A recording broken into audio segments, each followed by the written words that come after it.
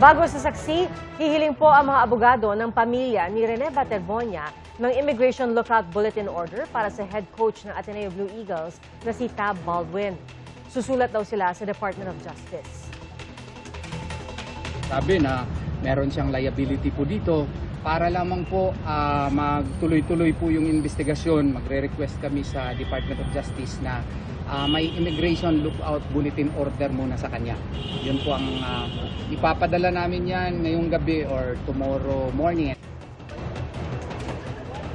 Sinusubukan pa po namin makuha ang payag ni Baldwin kaugnay nito.